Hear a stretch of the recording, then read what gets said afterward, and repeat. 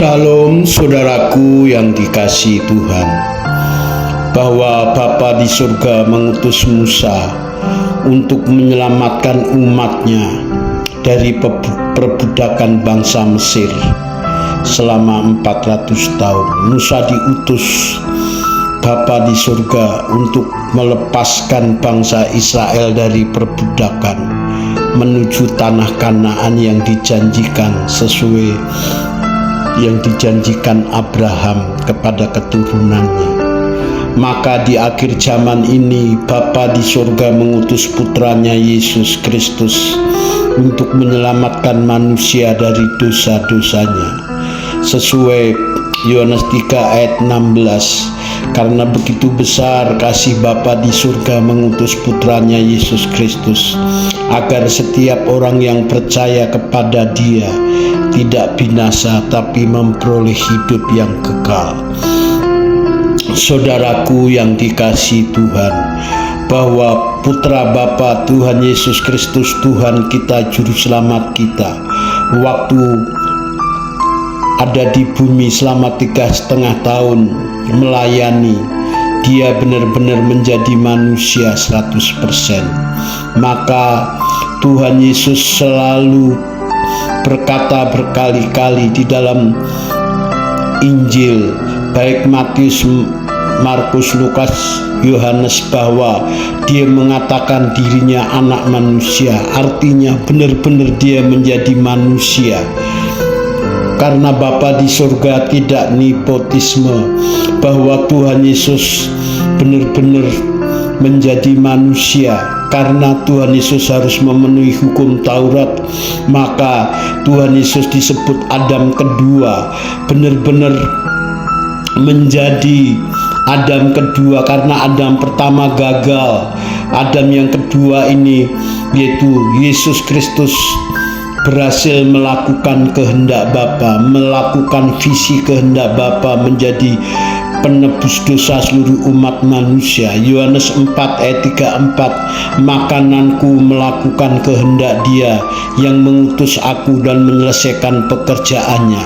Saudaraku yang dikasihi Tuhan, maka putra Bapa kenapa harus menjadi manusia? Agar Dia bisa merasakan apa yang dirasakan manusia. Karena waktu Dia menjadi manusia, Dia taat melakukan kehendak Bapanya.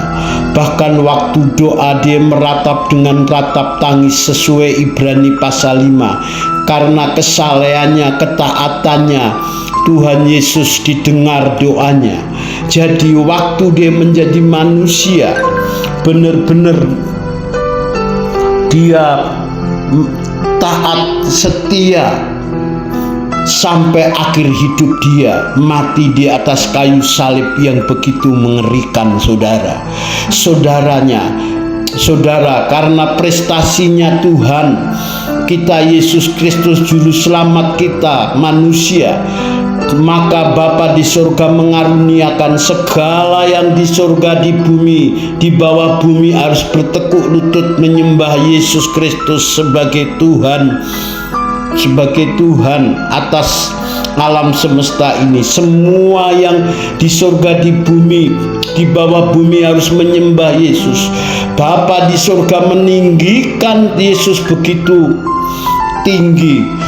Yesus adalah putra Bapa sebagai contoh teladan pribadi manusia yang berkenan di hadapan Bapa. Maka Matius 3 ayat 17, inilah anakku yang kukasihi, kepadanya aku berkenan. Ayat lain, dengarkan Dia. Jadi kalau saudara dan saya memenuhi standar anak-anak kerajaan Bapa, karena inisiatif yang menyelamatkan umat manusia itu adalah pribadi Bapa. Tuhan Yesus sebagai pelaksana, Tuhan Yesus sudah memberi contoh teladan sebagai putra Bapa, taat sampai mati. Jadi ini menjadi standar prototipe manusia yang dikehendaki Bapa. Tuhan Yesus karena kesalehannya, ketaatannya, maka doanya didengar oleh Bapa di surga. Saudaraku, jadi kalau saudara memenuhi standar anak-anak kerajaan Bapa di surga, saudara layak disebut anak-anak kerajaan Bapa di surga, memenuhi standar karakter seperti pribadi yang dikehendaki Bapa. Saudara dan saya mau tidak mau harus mencontoh, meneladani kehidupan Tuhan Yesus. Seperti Rasul Paulus meneladani kehidupan Yesus, maka Rasul Paulus berani berkata, teladanilah aku. Tuhan Yesus waktu ada di dunia berkata, teladanilah aku karena aku guru dan Tuhan. Yohanes 13 ayat 13. Maka rasul-rasul waktu itu berani berkata, teladanilah aku. Setelah tidak ada rasul di abad sekarang yang berani berkata, teladanilah aku, adalah hamba-hamba Tuhan, yaitu orang yang menyuarakan kebenaran firman Tuhan di mimbar-mimbar gereja. Saudaraku yang dikasihi Tuhan, bahwa Yesus adalah prototipe manusia yang sempurna yang dikehendaki Bapa, sudah berhasil melakukan kehendak Bapa. Jadi setiap orang yang mau diselamatkan harus memiliki kehidupan seperti Yesus, harus berani memperagakan kehidupan seperti pribadi Tuhan Yesus. Ini adalah sebuah perjuangan yang berat bagi saya. Jadi seorang hamba Tuhan, menjadi anak Tuhan, bisa berkenan di hadapan Tuhan waktu dia memanifestasikan, memiliki karakter moral perilaku seperti Tuhan Yesus. Karena ini yang dikehendaki Bapa, baru memenuhi syarat anak-anak yang akan dilayakkan masuk kerajaan surga. 1 Yohanes 2 ayat 6. Barang siapa yang mengatakan ada di dalam dia wajib hidup sama seperti Kristus. Seperti Rasul Paulus, bahwa hidupku bukan aku lagi tapi Kristus yang hidup di dalam aku.